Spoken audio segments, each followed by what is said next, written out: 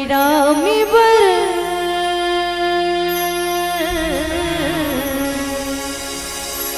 अंगनाले पाहुजी चौकी पूरा हुजी पीतांबर ले चाहू मोरी रामी बर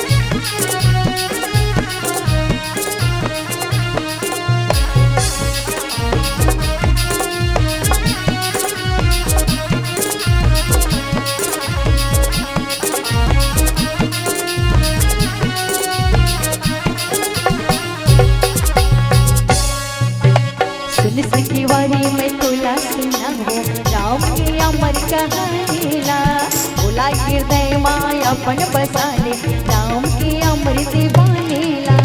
सुन संग बरी में तोला सुनाऊं राम की अमर कहानीला बोला हृदय माय अपन बसालो राम की अमृत बानेला सुन संग बरी में तोला सुनाऊं राम की अमर कहानीला बोला हृदय माय अपन बसाले राम की अमृत बानेला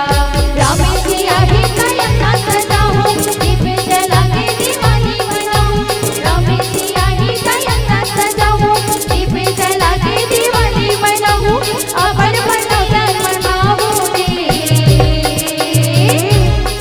गोरी राम बर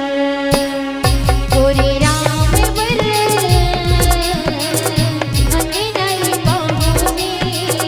तो के बुरा हूँ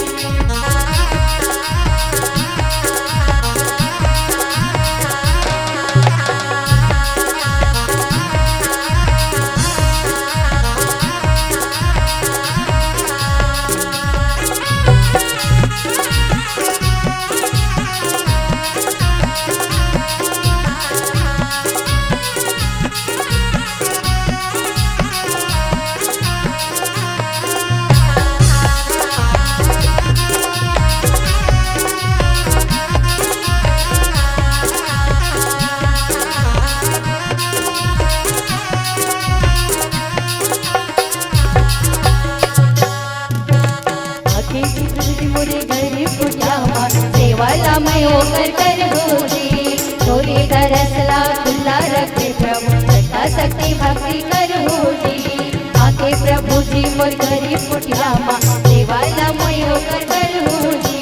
तोरे दरसला खुला रखे प्रभु श्रद्धा शक्ति भक्ति करहूजी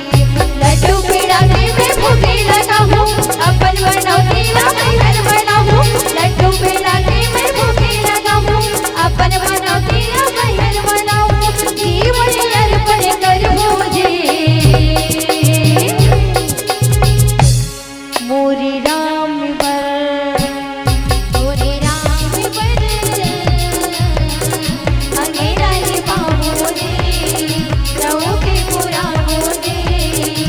संभल जाऊँ मोरे राम बर